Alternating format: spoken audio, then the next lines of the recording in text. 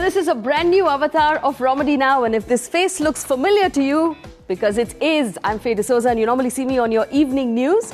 But the evening news has become a stressful and a dark place. So I'm taking an hour off every week to slip into my happy place. And this is my happy place, and you're invited too. This is my brand new show, and it's called...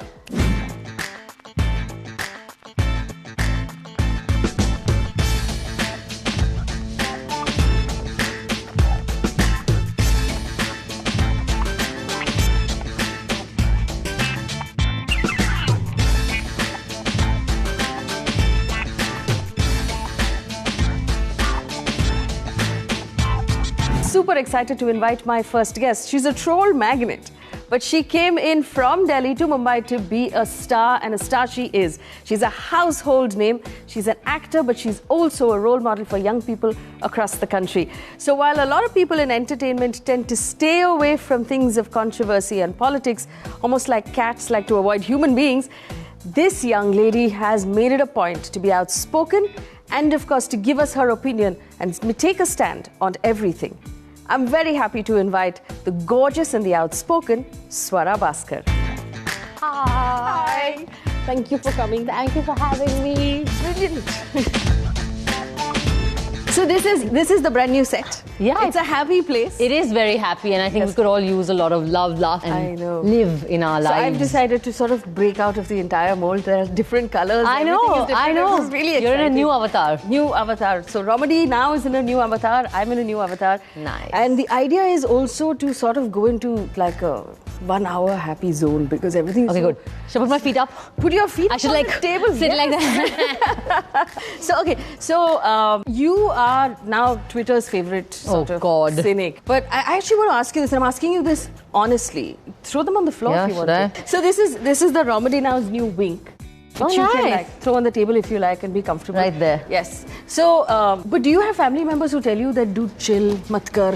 Yeah. You know, like why are you just getting like this sort of attention? Why can't you just like chill? I think mat kar is the motto of my family and my friends now. Yeah. It's like that, you know, that dialogue from that film Anand, Bhaskar, Baskar. So that is where my family and friends are at.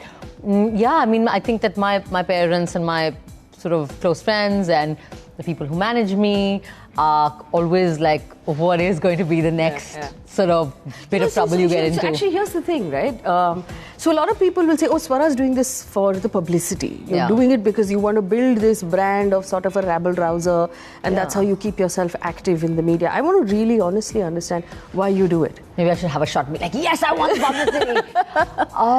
Because a lot of people choose not to do it. I think that the publicity is something that just goes with being an actor. It's like we can't avoid it. Yes. I got papped the other day getting out of a chemist shop with fever, looking like I was something that the cat had brought home. That is not the kind of publicity one wants. As an actor, it's my job to be light. But which brings me back to the question of, if this is not publicity that helps, and you made a statement, you said that, you know, it's more difficult getting offers or getting films at this point because people see you as trouble. Yeah, I mean, I think that the reason, I just feel that our public spheres, even if they're virtual, and social media is a virtual public sphere, these are spheres that should be defended and we should strive for them to have civic conduct on those public spheres, like we expect the same of, you know, our roads or our restaurants or whatever other public spheres where we choose to interact in. And I just feel that the problem with, a lot of people say to me, ignore. And trust me, I ignore. You try. And, oh my God, how I ignore.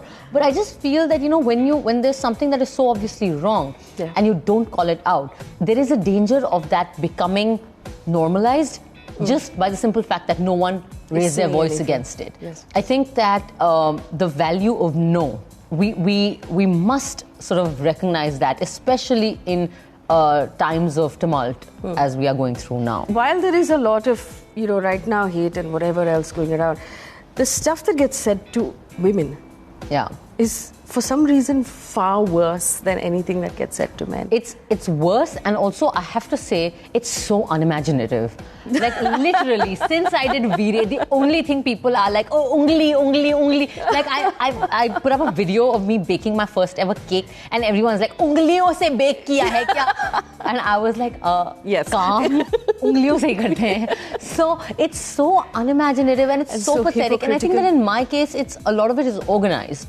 You know, it is, and it's very clear that it's organized from the kind of, you know, the tweets that you are seeing, the fact that oftentimes they're the same tweet that's just being copy-pasted with really bad grammar. So here's the question. And I have met one of my trolls, by the way, and he was very polite. I met this guy at the airport, and he was like lurking, and he wanted a selfie, and I took a selfie, and then he was still lurking and looking at me. You notice when someone's constantly looking at you. And it was this awful like 4 a.m. flight, and we were standing in the line to get into the flight.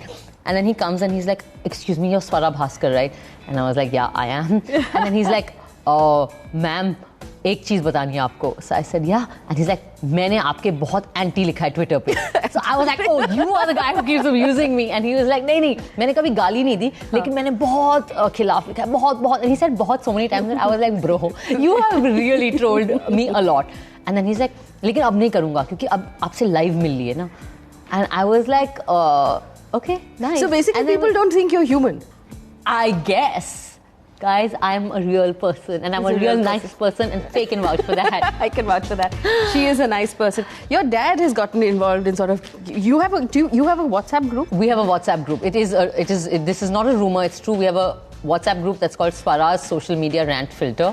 And you're supposed to filter everything before you post it? That has my dad, my brother, this other friend of mine who's a journalist on it, and whatever political or any tweets about like non-Bollywood tweets that I put, I have to run it by them. And then otherwise known as censorship. Yeah. It's in my house. See? The personal is the political. The feminists are right. But no, I think that it kind of that group got formed after my placard campaign against the Kathua rape apologists. And I think that at that point the trolling was so intense, and it was it was threatening that my parents got really worried. And they were just like, you need to I actually remember my dad and this friend of my brother coming on set, and I was shooting in Faridabad, and they were like, "We have to have a conversation." And I was like, "Okay, but I'm shooting." They're like, "Yeah, can we take a break?" And I was like, "No, we cannot. Like, can we do this in lunch?" Yes. And that's how it got formed. But it's okay. They're poor things. I feel bad for them, actually. I feel bad for my parents. I don't want to be... I think that seeing myself, I'm seriously reconsidering the whole concept of, reproduction, childbirth, rearing children, because I don't know, man. My parents you don't want your kids made to a big walk up to you mistake. saying, "Mom, I want to see everything before you post it." Next thing, after my father, it'll be my kids. Yeah, I feel very sorry for my parents. They made the early mistake of being liberal and democratic when they were bringing us up. Your dad was in the Navy. My dad was in the Navy. So the Navy life, the Fauji life is very different. Right? I'm like, bro, how are you calling me anti-national? Like, I am a product of sort of the armed forces and the forge.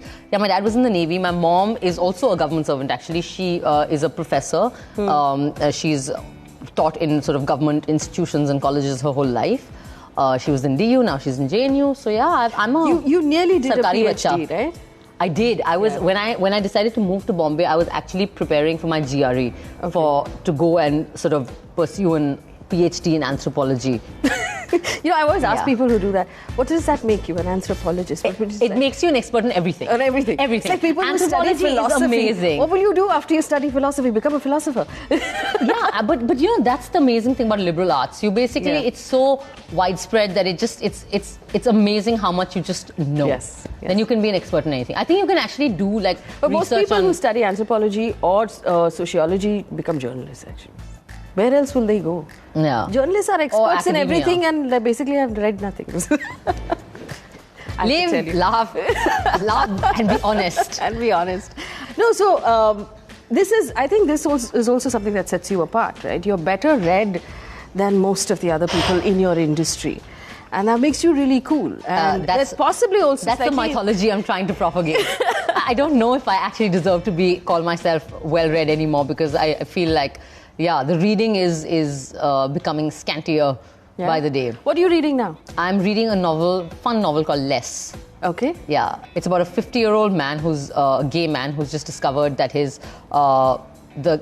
lover broke up with him and got married immediately, and he sort of takes a trip around the world to get over it. It's like it's a gay version of Eat, Pray, and whatever that was. Eat, Pray, Love. Eat, Pray, Love. Eat, Pray, Love. Well, you know, whatever you're reading at this point and whatever you're tweeting at this point, I must at least tell you that I totally love you. Thank you.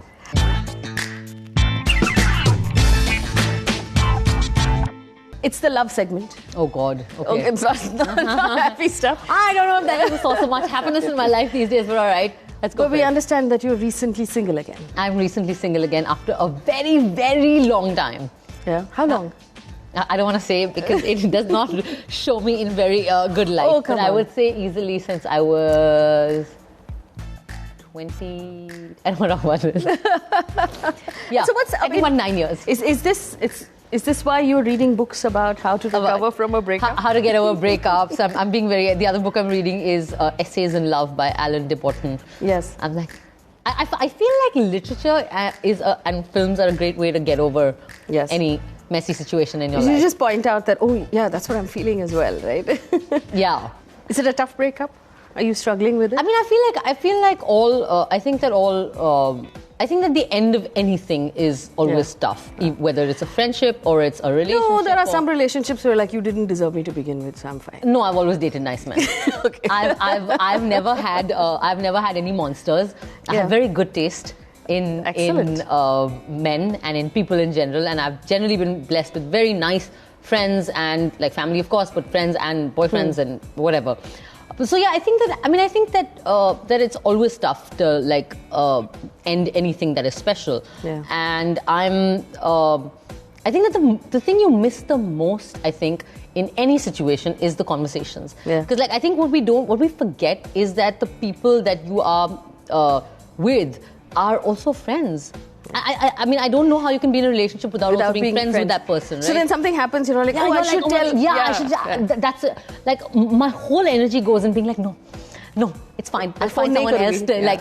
So all my friends are like, why are you giving us all these random updates? They don't know that it's all. It's stuff being channelized. That was actually supposed. It's just stuff being channelized towards them, and they're like, okay, what do we do with this? What do we do with this information? But it's all right. I think I've been pretty good, and I think that my poor family. I'm a menace in my family and friends' lives.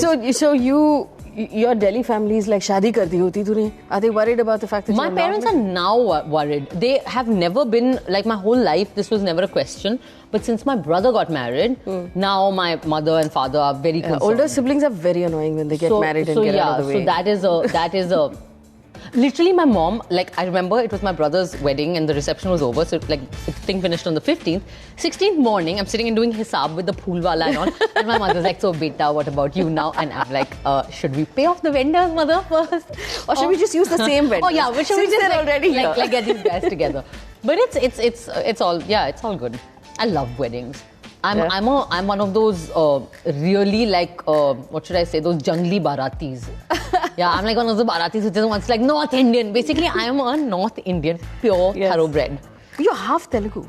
I am half Telugu from my dad's side, but I'm born and brought up in Delhi. So really, Haryana is Haryana is the culture I associate most closely with. Yeah, I'm a full Delhiite. So right now, the single Swara, are you on a dating app? Are you looking? Are you burying yourself in work? What are you doing? This is kind of pathetic, but my cousin was over last week and we set up a fake dating profile for me. Okay. And I called it Satya Nash. So first name Satya, second name Nash. And my cousin's like, no one is going to swipe right or whatever. You know, the problem is you'll get two kinds of people, right? The fools who will swipe not knowing the fact that this is not a real name, and you might get one or two people who swipe right ironically saying hi. Yeah, actually, I suppose. But then I put up all these pictures. I don't want to say what the pictures were, but they were basically political in nature. Because I was like trying to give hints about the kind of person I am, and a lot of people didn't get it. Like they thought I was quite the opposite of what. So I got a lot of, like, how should I put this delicately? I got a lot of bhakts swiping right, thinking that like I am one of their kind. So I started all these conversations that I was having suddenly turned into about fascism and Nazism, and my cousin's just like, so you basically took Twitter and put it on. And I was just like, yeah, I guess. That didn't go very well. I deleted my account after. So you're basically a crazy cat lady right now. I'm right who's now. discovered the pathetic. internet, right? I have. How many cats right now? I have 3 cats right now. Okay. I had 4 and then 1 died. So now I have I'm sorry. 3. He was, I don't know, this is a television channel, a family channel. Can I say? He was just, he died in a cat fight. And he killed another cat along with himself. So he didn't just die himself. A murderous cat? Yeah. He killed another cat. So there was 2 families mourning the loss of 2 cats. And then it's pretty morbid actually. Why did you have an evil cat? I've never met an evil cat. No, he was not evil. He was just one of those. Remember those characters from the 80s films, those Tadipar characters, like who were always like. He was those guys. He was basically a Mawali. And he's now survived by 3 others. He's now survived by 3 others who are also, may I just add, not full of any great feline virtues. They make my life miserable. But what can I say? It's an abusive relationship. Get a dog. Ended a relationship and stuck in an abusive relationship with felines. You know this picture you've painted, right? Of you sitting on this couch. I know. Typing angry stuff. This is not a good picture. I think we should. We have to. Sort of evil, angry cats around you. No, I'm not angry. I'm full of love and laugh. No, it's fun. I think that I have. I think it's nice when you are living alone in a city without your family to have a pet. Yeah. Because they kind of they just. It's nice to come home to a house that has boyfriends and husbands also qualify as pets. They do? Okay. As pets. Okay. To come home to. I'll make a note of that for the future. So for the future. So you are. Do you think the dating apps are a good place to find people, or are you the old school? I will go to a friend's party. No, I think you've got to change. Like society changes and how we engage changes, and I think dating apps seems to be the new way. And I know more than 3 people who've actually got married from having met their partners of dating apps. Yeah, I guess their profile's name was not Satya Nash, but anyway, but yeah. So I think it's really cool. Like I'd love to kind of be on it in a more we could do a real test. way. Okay. Choose the better romantic activity. Okay. Kissing in Paris or kissing in a tent in the woods. Now, kissing could be innuendo for anything, but you know. Kissing in Paris or kissing in the woods? I suppose the question is date in you prefer, are you a Paris type of girl or are you a camping and a woods type of girl? Well, I'm concerned about how I got to the woods and all that logistics, so I will just say kissing in Paris because I think it'll just involve less hard work getting to the point of kissing. I don't want to be in a sweat. You know what the temperature is in Paris these days? It's really hot actually. Okay. 41 degrees. Okay, you know what? I tell you what, I'm okay as long as there's kissing. As long as there's kissing. That's a good idea. That's a good answer, man. Would you date someone who is really messy, yes or no? Messy? Yeah, like sloppy, messy. Would you date a slob? Aren't most men pretty messy and sloppy anyway? No, some of them are pretty clean. Messy is okay, sloppy and unhygienic is not. What kind of intelligence do you value most in your partner? Social intelligence, logical intelligence, visual intelligence. I'm going to put emotional intelligence in there just But what is... I don't even know what social and visual intelligence are. Let's assume social intelligence is knowing what not to say on Twitter. Since I don't have that...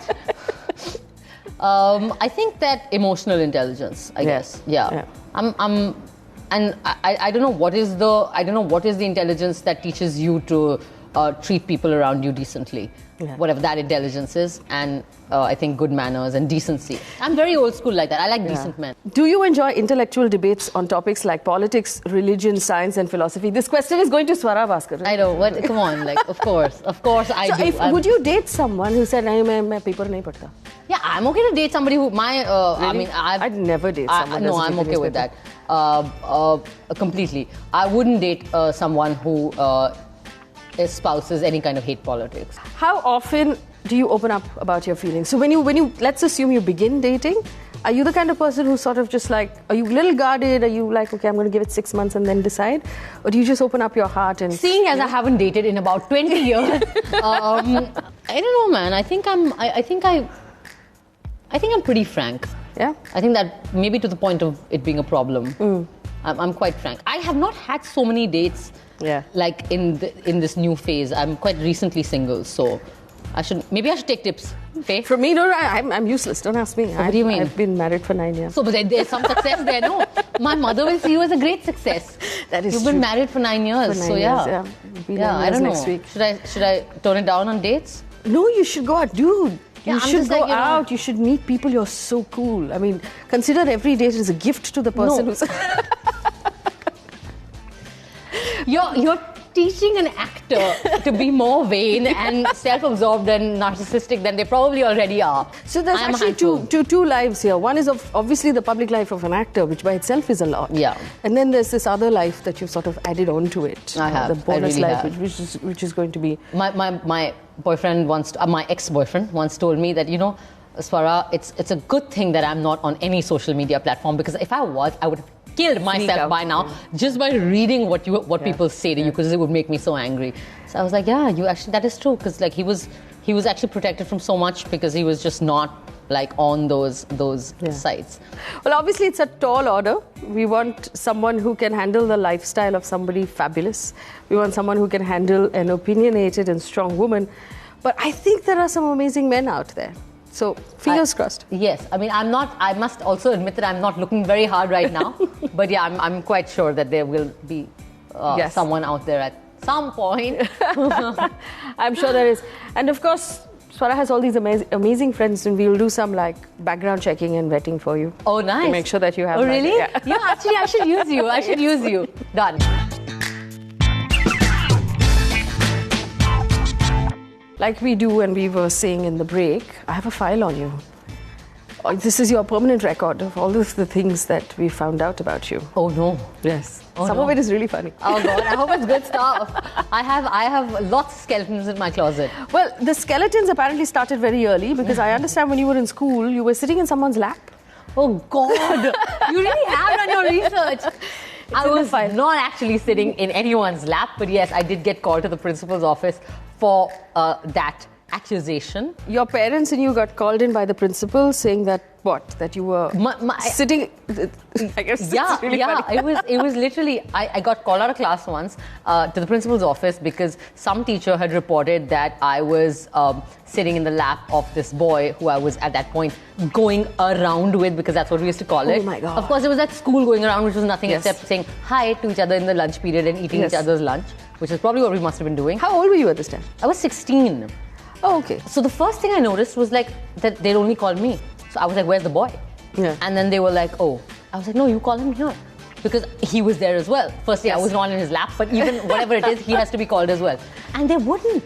Because they wouldn't call him? No, they wouldn't. Because apparently offering your lap to a 16-year-old girl is like completely cool. I don't know what it was, but they only gave me this long lecture and whatever. And I just kept saying I didn't do anything. And then they told me like, really, like, they were building up to like, if you get pregnant, you know what your life will be. And I was like, what? You should have said, first of all, ma'am, let's look at the science textbooks. You cannot get pregnant by sitting in someone's lap. I was literally like, ma'am, I was eating a paratha. And then I came out and I was really upset. And I went to that guy and I yelled at him because like that is my answer for everything, that just project your rage here, there and everywhere and to whoever you find. So he was just like, and then I gave him this long speech because I was a little feminist then also. Yes. And I was just like, this is nonsense. Why should only I get yelled at? You have to go.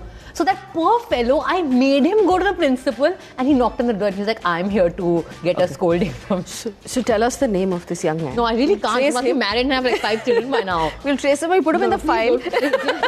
Let us leave some of those pre-approved people. No, let us. I'm sure he's happily married and has children by now. But yeah, I did that. Yeah, oh God, you've done your research well.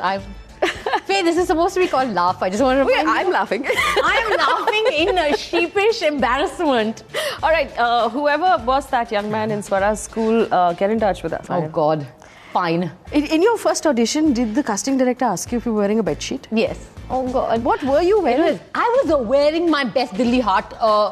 Whatever. First of all, I don't know what is this obsession that Dilli people Haat, in Delhi have with Dilli Haat. Yeah. I know. Dilli Haat what is it? And Sarojini Nagar. Other than like the food, the momos and the corn. Come on, you got really nice stuff. You can bargain the hell out of it. That's it. I'm one of those, like really those women who are like, bargaining is my birthright. Yes. So it's really pathetic. You go into one of these couture stores and then bargain. Yeah, I tried to do it there also. Nahi Manish Malhotra. I always ask for discount. I am one of those, I told you I'm a real Delhiite. And I have been in a really horrendous situation where one time the shopkeeper was like, "Arey ma'am, आपने तो प्रेम रतन करी है अभी अब तो दे दो पैसे. And I was like, how you deserve it's not that? the money.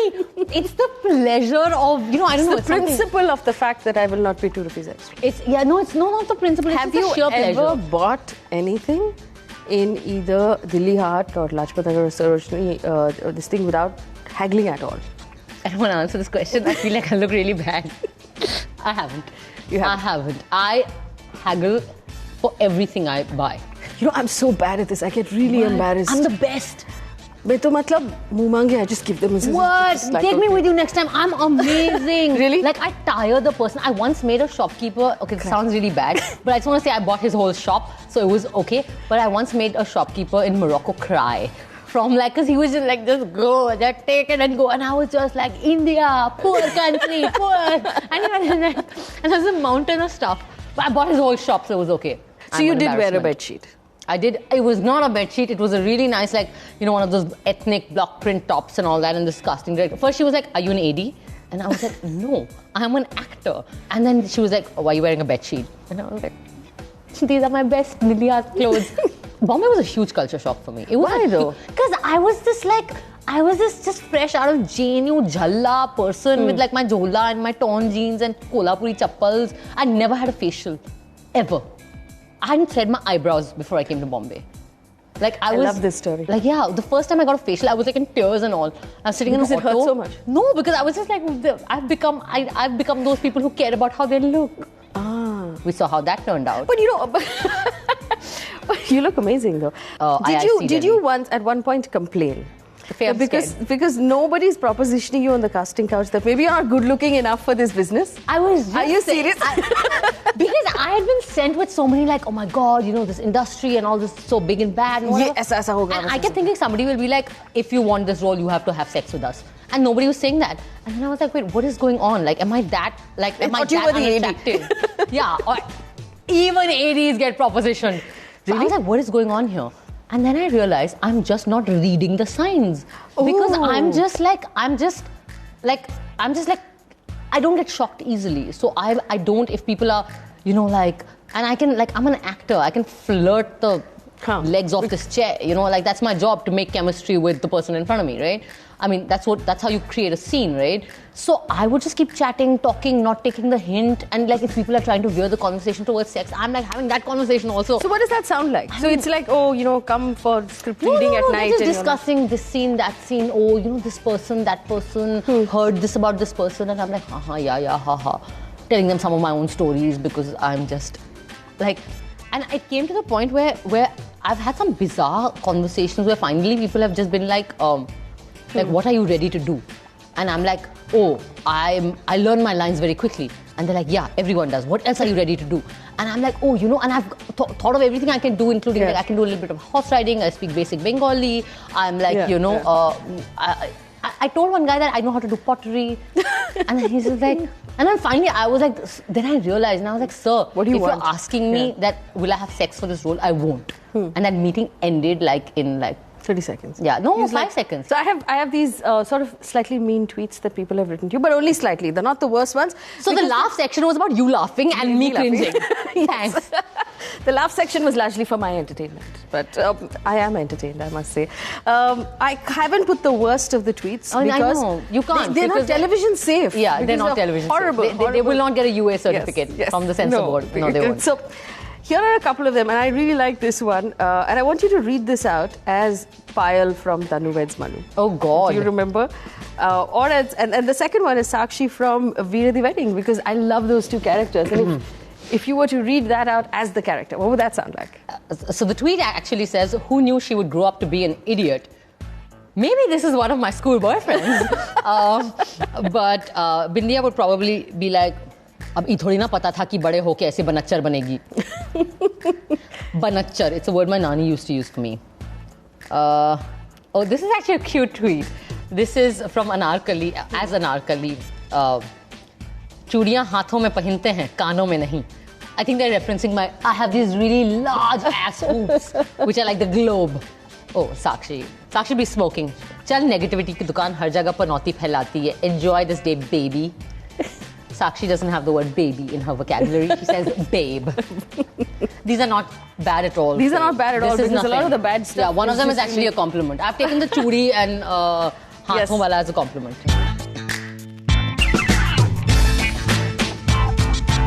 What life is like as a celebrity and everything she's learned in her career in the last several years. 10 years. 10, 11 years. You moved 9 years to my first release. To your first release. But 2010 was my first release. Yes, you moved to 10 Mumbai years. about what, 2008? 10 years, 10 years. What has the city taught you? Have you fallen in love with it or are you still Delhi's home? Delhi is home. Okay. Delhi is heart. But I now find that I can't work anywhere else except Bombay because it's such a... I think that it's such a dynamic city, Bombay, and it has really, really taught me, I think, my work ethic. And I think that, and I say this with like a lot of sincerity, I have been so moved and so impressed and so humbled by the work ethic of the working people of Bombay, the working class of Bombay, whether it's our drivers. She said Bombay. Well, Bombay. Oh, yeah, I forgot about that. Yes. But yeah, whether it's our bais or our drivers or, you know, the people who are the delivery boys, there is just such an amazing sense of professional ethic to these people. I mean, I'm from Delhi, where this maid thing is a constant hassle, right? Yeah. When I've lived with my parents. Actually, what I love about it is that all of the people you mentioned, right? Someone who supports you as a driver or as a maid or as a cook, these people become family. They look after you. They sort of take responsibility for you in some way. It's amazing, and they're so responsible. Like I remember the first time I'd come to Bombay, and I was setting up house for the first time on my own because I've always lived with my parents. Yes. And my bai, who was like really amazing auntie, she was going back to her village. So she came one day with another person already. And she was like, I'm leaving for 10 days, but here's the lady who's going to come. And, you know, I know her, she's going to... And I was like, okay. And I didn't know it. She was like, don't worry, I'll pay her. It's not a problem. I was just like, wow. So if I made you choose between Delhi and Bombay? Mumbai to work and Delhi to grow old in. And settle down in. That's the weird thing, you know, I don't see myself as having settled down yet. Yeah. Like I keep thinking that, okay, I'll have to go back to Delhi someday when I'm old. When I can't hide the white in my hair anymore. No, but if you look at the 10 years gone by, are you happy with the decisions? You've chosen some amazing projects and they really have worked out for you. But is there anything you would have done differently? I would have learned to wear heels earlier.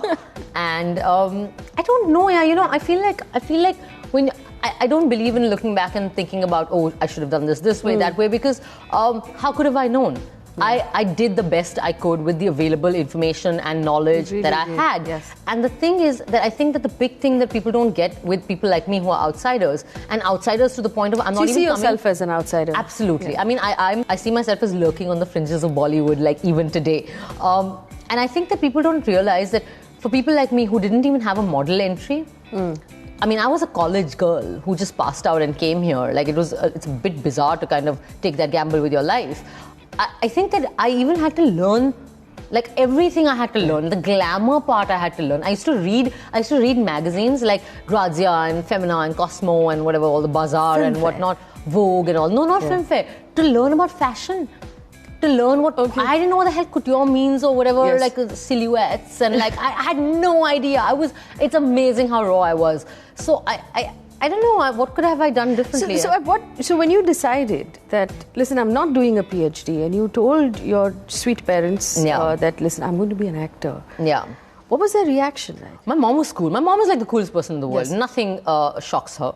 So, explains.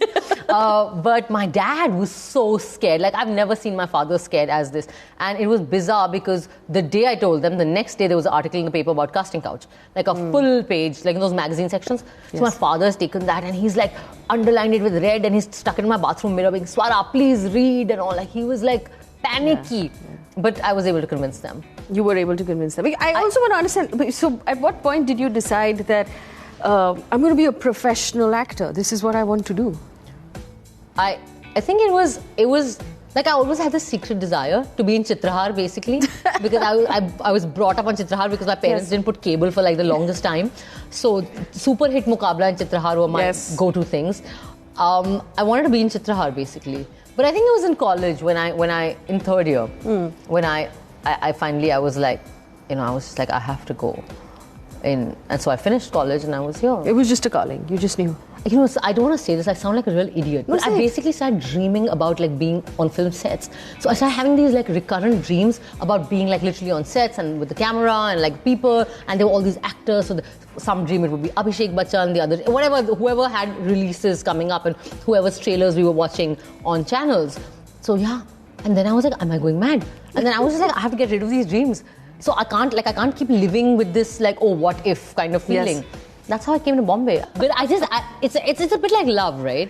Yeah. It's like it's better to say it and get rejected than better to not have say it and live lost, with that. Yeah, than to live with that. You know, what if I had told him or her or whatever? Yes, it's all right. Do you sometimes have to sort of pinch yourself that you have the kind of fame that you have? That wow, so many people know me. They know my name. They want to take a photograph with me. Yeah, you know, I don't think I deal with it very well because I don't feel famous. Does anybody feel famous? I don't know how, like, but I just don't have that I don't have that recognition. It hasn't changed anything, any wiring in your head. I think it's a problem because every time somebody wants a photograph or whatever, I'm like, oh, okay, yeah. And it reflects in how I look. When I'm not shooting and when I'm in public, because I am always looking like I've just gotten out of bed. Like my airport looks are disasters, my spottings are disasters. You can, my PR is going nuts. They're like, you can pay someone to put together an airport look for you. But come on, like how much? I already spend all my time working, getting ready. Now in normal, non-working life also be getting. I've also, you know, a lot of times I look at the airport looks and I'm like, there's no way this person is taking a flight dressed like that. No, but they're amazing. I'm telling you, the heroines are just super women. I don't know how they do it because I missed a flight the time I tried to do an airport look because we were like, airport look. So the stylist came home at like 5:30 in the morning and the hairdresser came with blow dry and all this nonsense. I reached and the bloody flight had closed.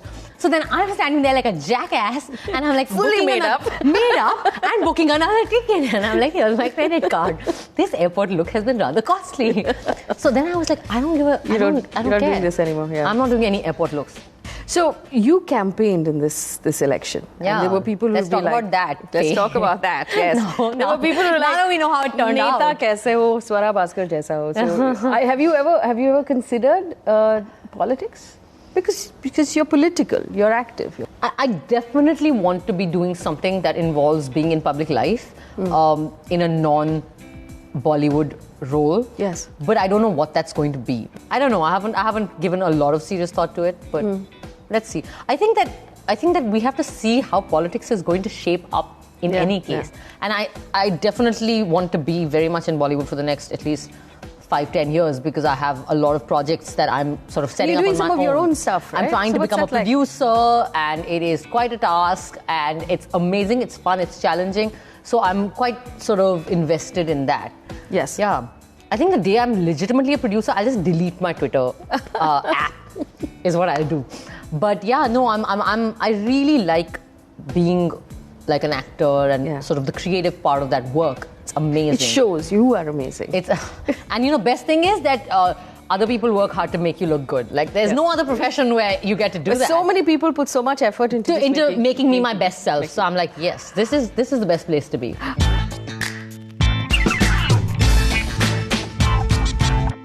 My brilliant conversation with Swara Bhaskar is about to come to an end. Before, we're going to play a quick game. Yay. All right, so this is what it is. Live, laugh, love. You spin the wheel and we'll ask questions based on where the wheel lands. All right, then. All right. Ready? I just spin this? Yes, spin it. Okay. Go.